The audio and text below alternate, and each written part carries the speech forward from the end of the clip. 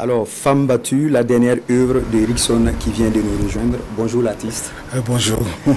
Dites-nous déjà, vous êtes dans la création à thème d'abord belle-mère pour progresser à Femme battue. Aujourd'hui, en passant par Sankara, quel est le message de fond de cette chanson-là? Qui parle des femmes parle de la vie. Parce que dire aujourd'hui que je dois tout à une femme, il faut d'abord être en vie. Parce que c'est la femme qui donne la vie. Et comme on dit, les grands hommes tirent leur énergie auprès d'une femme. Tu vois, non? Et à travers cette chanson, je tiens vraiment à dire que le foyer ne doit pas être un ring où on doit se donner des coups de main. Tu vois, non? Le foyer doit être un moyen où quand même on privilège les dialogues. Tu vois, non?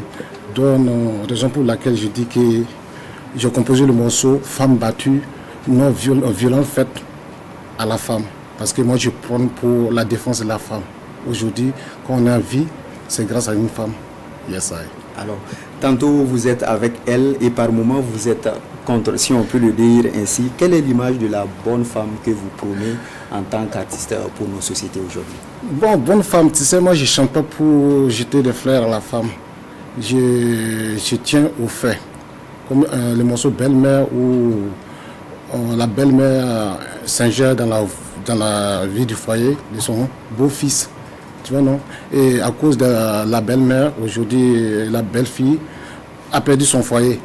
Donc, c'est des faits réels que j'essaie au moins à travers le morceau pour transmettre. Parce que, comme tu le dis, comme tu le vois à travers le morceau Femme battue, aujourd'hui, je prends pour l'hommage de la femme parce que je chante pour faire l'hommage à la femme. Dire une manière que la femme, c'est une source de vie. On doit vénérer la femme et non, on doit pas combattre la femme. On rappelle que vous êtes de la diaspora aux États-Unis et vous êtes le Malais d'Or 2022. Le Malais d'Or en titre, comment vous y êtes arrivé? Bon, le Malais d'Or, c'est un travail de fond qui a été fait parce que l'album a été enregistré dans les meilleures conditions. C'est un album qui a été enregistré en carrément live dans le studio de Tikendia Fakoli où après ça, on a mené l'album au Burkina Faso, studio Ali Vérité où on a mis les instruments traditionnels. À l'issue de ça, on a envoyé l'album en France pour le mixage. Et donc ça fait que tous les ingrédients sont réunis pour que l'album soit détaillé. Et les Malais d'Or, c'est le trophée qu'on décerne au meilleur règlement du pays et vu la qualité, puisque c'est un jury qui est professionnel qui se connaît dans la musique, donc vu la qualité de l'album, ils ont jugé bon que l'album était à la hauteur, donc raison pour laquelle l'album a reçu le trophée Malais d'Or. Yes, alors vous avez des défis certainement pour votre carrière et pour la musique burkinabé aussi. Oui, les défis parce que vu le trophée que je viens d'avoir, c'est une manière de me dire que je dois persévérer, je dois travailler encore plus pour être à la hauteur parce que ce n'est pas un trophée par complaisance, c'est un trophée qui me donne encore plus de courage, plus de force à travailler pour soulever d'autres défis. Parce que la musique n'est pas que nationale, la musique est internationale et ma vision c'est travailler pour quand même exporter la musique burkinabé au-delà de nos frontières sur le plan international. Donc la musique burkinabé doit s'imposer. Aujourd'hui, je pense que la musique burkinabé a un peu tardé pour s'imposer.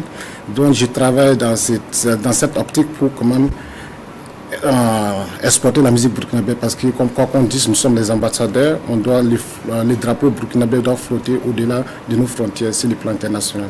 Alors, comment se porte cette musique-là au niveau des États-Unis? Ouais, la musique Révolution, puisque le titre de l'album c'est Révolution, je prends pour la révolution de la jeunesse africaine parce qu'on a une jeunesse consciente, une jeunesse qui a une vision sur le monde, une jeunesse qui doit s'engager plus en politique pour pouvoir changer les données parce qu'aujourd'hui, quoi qu'on dise, on a un continent qui est riche en ressources humaines et mineures, mais le problème c'est qu'on est en manque d'hommes politiques, un leadership de qualité pour pouvoir impulser le développement.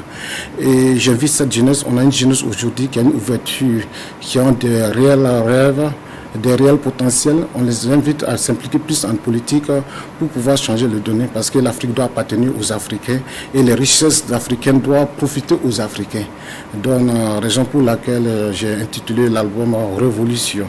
Donc, l'album se porte très bien sur le plan national, sur le plan international, parce que j'ai eu à faire des concerts à travers les États-Unis, et j'ai d'autres dates au Canada et en France bientôt que je dois faire une tournée.